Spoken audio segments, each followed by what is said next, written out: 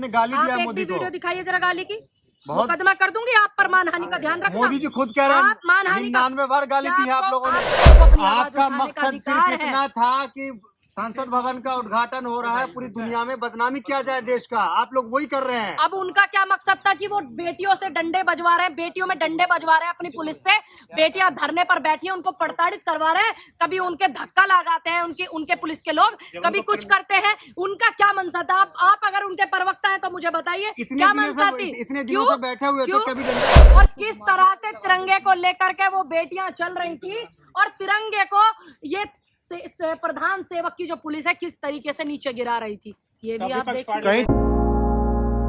शांति रखिए। दूसरी बात, विनेश फोगाट अगर इस बात को कह रही हैं तो इस बात को आप हंसी मजाक में मत लीजिए, बहुत गंभीर विषय है, इसको गंभीरता से लीजिए। पुलिस वाले पीछा कर रहे हैं उनका, पीछा भी कर रहे हैं। मैंने वो भी तस्वीर देखी कि जूता रखा हुआ है साक्षी मलिक के यहाँ पर और उसको भींचा गया और उसको किस तरीके से प्रताड़ित किया गया, सब देख रही हूँ, आप लोग भी देख रहे हैं। दूसरी बात, इस बात को आप गंभीर विषय समझिए, क्योंकि एक देश की वो बेटी जिसको ये कहते थे कि विनेश तू तो मेरे घर की बेटी है, तू तो मेरे परिवार की बेटी है, आज उसी बेटी पर प्रधान सेवक अपनी पुलिस से डंडे बजवा रहे हैं और उद्घाटन कर रहे हैं और ये बता रहे हैं कि राजतंत्र का प्रतीक को लेकर उसके सामने दंडवत हो रहे हैं। ये बहुत गंभीर विषय है, आप इस विषय के बारे में सोचिए। पूनम जी कई धाराओं में एफआईआर दर्ज हुई है। पूनम जी नहीं, सब लोग जो है एक ही कल की बात है।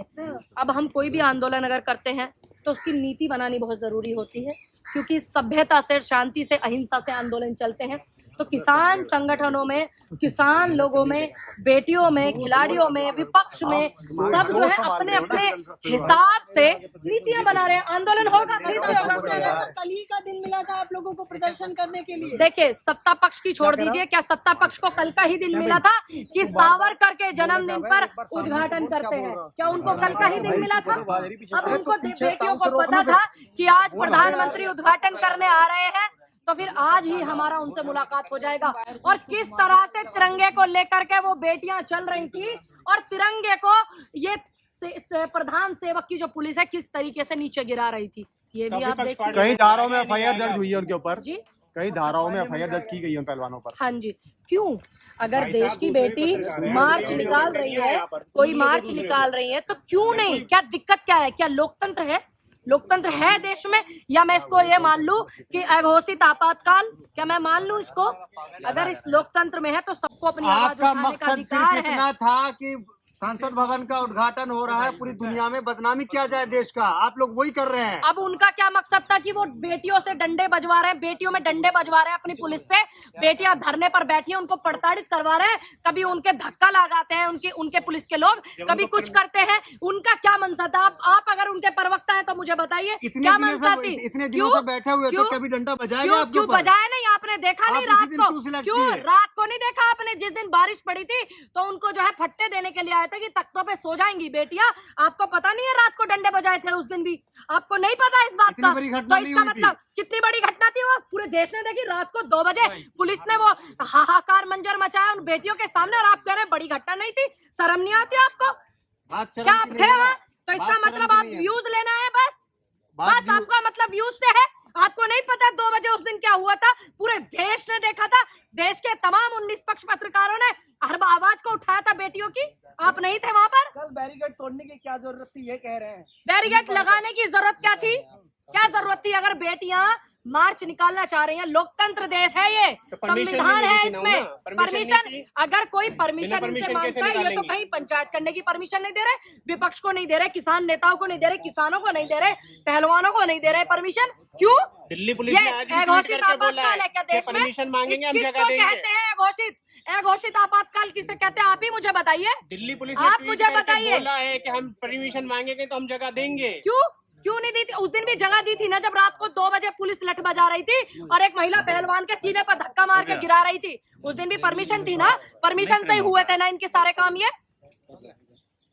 मैम, ये दंगा भड़काने के आरोप लगाकर जो अब एफआईआर हुई है उस पर आपका क्या कहना है? मैं यही बोलूंगी कि इस देश में किसी के घर में लोकतंत्र हो या ना हो, लेकिन इस देश में जो है लोकतंत्र है, संविधान है। अगर किसी को इस देश में अपनी आवाज उठाने का हक है, तो ये संविधान हक देता है। और ये आवाज जो है, ये क्या सोच रहे हैं, ये सब करने से क्या हो जाएगा? क्योंकि ये उस देश और उस खून और उस मिट्टी से ताल्लुक रखने वाले लोग हैं जिन्होंने तानाशाह को हरा करके देश को आजाद कराया था।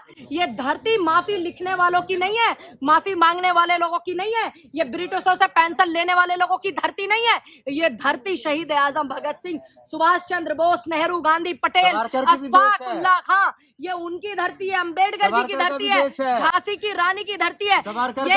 ये माफी मांगने वाले लोगों की धरती नहीं है।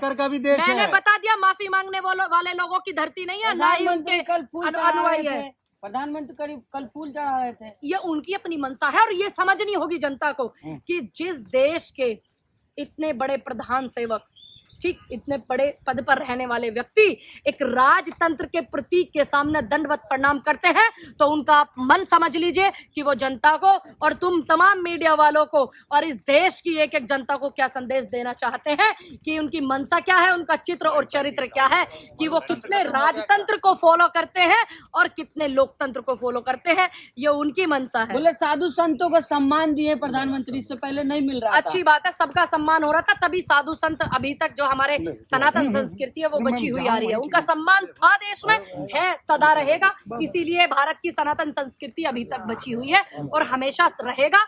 समझ में? तो पार्लियामेंट जाएंगे नहीं जाएंगे, क्योंकि कभी तो जाना पड़ेगा ना। नहीं जाएंगे, क्यों नहीं जाएंगे? पार्लियामेंट तो जाना पड़ेगा। अभी हम जैसे लोग नहीं जाएंगे भैया, तो विरोध कर रहे हैं आप, कैसे जाएंगे आप? कोई बात नहीं, किस मुंह से जाएंगे? हमारा काम है अपनी बात को रखने। वहाँ जो बैठे हुए हैं प्रधान सेवक जो है वो हमारे वोट से बैठे हुए हैं, तो हम उस हक से जाएंगे कि हमने उनको वोट दिया है और उनसे सवाल पूछने जाएंगे। गाली दिया मोदी को, आपने गाली दिया मोदी को। वीडियो दिखाइए जरा गाली की, मुकदमा कर दूंगी आप पर। मानहानि का ध्यान रखना। मोदी जी खुद कह रहे हैं आप मानहानि का 99 बार गाली दी है आप लोगों ने। आपको ये बोला मोदी जी ने कि पूनम पंडित ने मुझे गाली दिया, मैं अच्छे से हम तो ये जानती नहीं हूँ। कहा कि पूनम पंडित तो का, हम आप कैसे लोग कह- बोले हैं। लोग आप नहीं लोग बोले, मतलब आपने बोला कांग्रेस, आप लोग और मतलब दूसरी कांग्रेस, बात, क्योंकि आप देश कांग्रेस के की प्रधान कार्यकर्ता है। सेवक को देखिए कितना समय है, 99 गाली दिया, 94 दिया, 95 दिया, 96 दिया। उनके पास इन चीजों की फुर्सत है, लेकिन जंतर मंतर पर बैठी वो बेटियां, उनके लिए 2 मिनट का समय नहीं है कि वो उनकी बातें सुन ले। तो आप यही अंदाजा लगा लीजिए कि देश के प्रधान सेवक को कितना समय है। ठीक।